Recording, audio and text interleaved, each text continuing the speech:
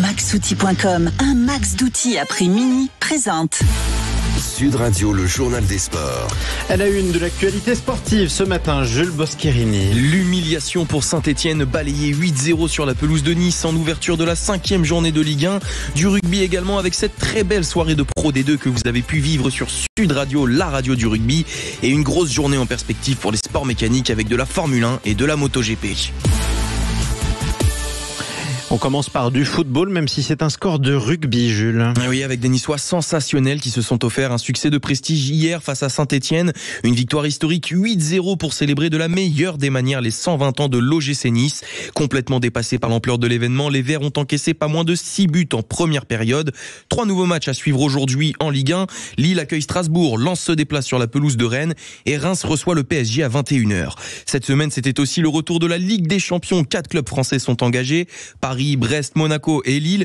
Et avec cette nouvelle formule, cela pourrait apporter de belles retombées économiques au football français, comme l'explique Vincent Chaudel, président de l'Observatoire français du sport business. Avec cette nouvelle formule de la Ligue des Champions, l'UEFA voit son budget progresser de 21% en un an, dépassant désormais la barre des 5 milliards d'euros.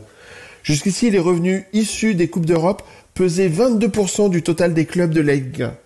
Alors évidemment, avec un club de plus en Champions League et des droits TV en baisse, notre championnat va devenir UEFA dépendant. Sans parler du fossé qui devrait se creuser avec les clubs non européens, sauf peut-être pour l'OM qui vise clairement une place dans notre Big Four tricolore. Et il y avait aussi du rugby hier avec la Pro D2, cette rencontre que vous avez suivie sur Sud Radio, la radio du rugby.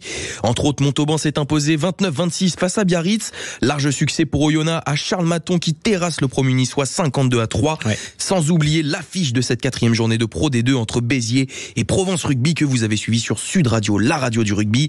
Et ce sont les locaux qui l'emportent 39-20 après une très belle remontée au retour des vestiaires. Interrogé à l'issue de la rencontre, le deuxième ligne biterrois Pierre Guéraud détaille une certaine prise de conscience collective avec un travail renforcé en conquête. Je pense sur les derniers matchs, on est en train de retrouver les vraies valeurs et les vraies images de Béziers, de l'histoire de Béziers qui est des gros avants, qui font un gros boulot, qui fatiguent les mecs, qui appuient là où ça fait mal. Donc je pense que voilà, c'est ça qui est important, c'est retrouver les valeurs de Béziers, celles qui sont du gros jeu d'avant, et après nos 3 quarts ils brilleront. Je pense qu'on a un peu mis la charrue avant les bœufs sur les matchs précédents où on a voulu produire du jeu comme on l'avait fait la saison dernière, mais en oubliant un peu les fondamentaux, et là on se retrouve sur ça et voilà, ça nous réussit, et je pense que voilà, les choses vont découler après logiquement quand tu domines devant et que tu fais le boulot. Après derrière c'est plus facile pour jouer au rugby aussi. Mais avec ce succès, l'ASBH partage la tête du classement avec Brive, tandis que Colomiers complète le podium. Et en rugby, toujours place au top 14 aujourd'hui, une 3e journée que vous allez pouvoir suivre sur Sud Radio, la radio du rugby. 6 rencontres au programme avec notamment le double champion de France en titre Toulouse, qui se déplace sur la pelouse de Montpellier à 14h30.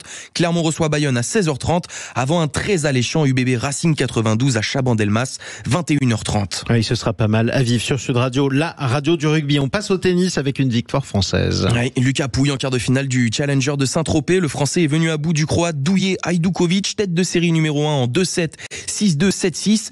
Il disputera sa demi-finale aujourd'hui à 14h face au Polonais Kamil Majchak. Et puis les sports mécaniques pour terminer avec un beau programme, à commencer par la fin des essais libres du Grand Prix de Singapour en Formule 1 à 11h, suivi des qualifications à partir de 15h. Et il faudra faire un choix puisqu'à 15h, il y a aussi de la MotoGP avec la course sprint au Grand Prix d'Émilie-Romagne. Merci pour ce programme, Jules Boscherini.